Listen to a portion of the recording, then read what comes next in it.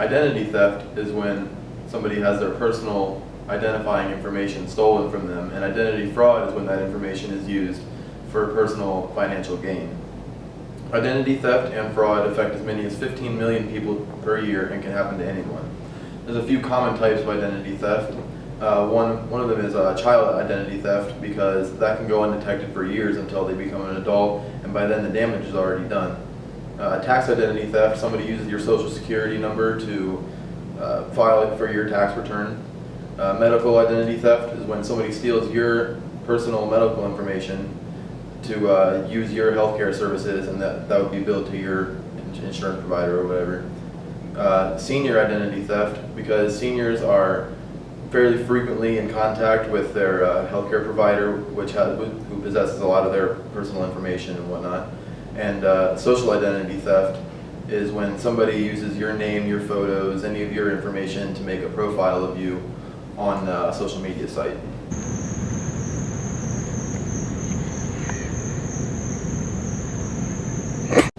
A recent example of identity theft would be in February of this year, a team of hackers was shut down by the IRS as they were trying to use 464,000 different people's social security numbers to try and collect as many of their tax returns as they could.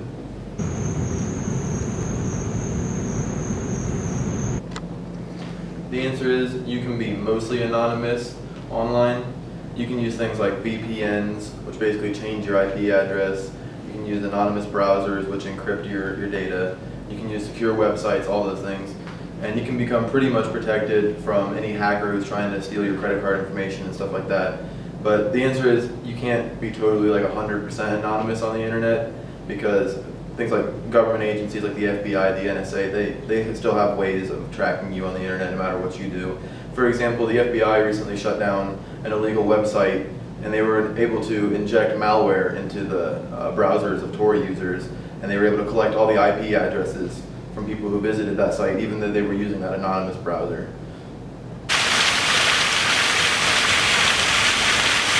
The Silk Road was basically an internet black market, best known as a platform for selling drugs.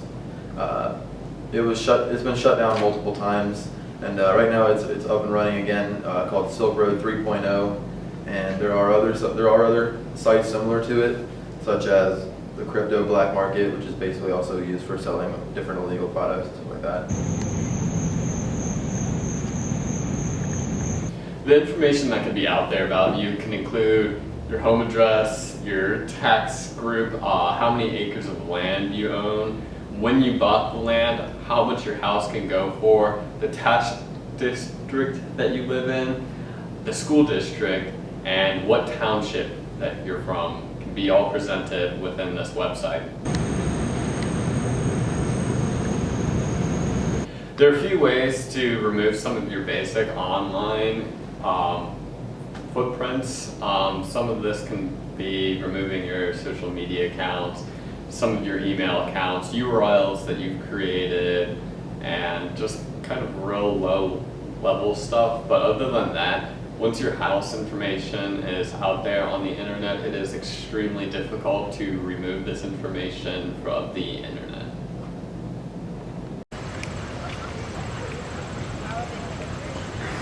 There are some ways of protecting your information online, whether that be through firewalls or security apps.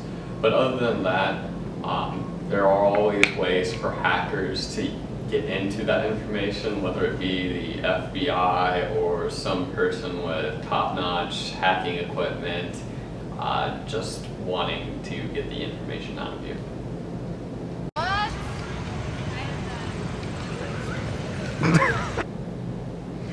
Once you die, one of the big things that people recommended was to create a digital will, giving people certain access to certain accounts that you have online.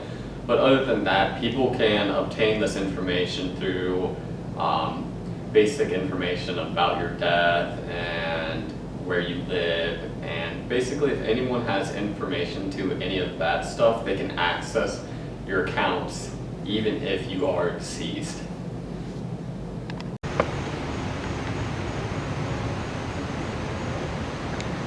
when people are talking and discussing about identity online, it's really good to cover some areas that I'm going to talk about.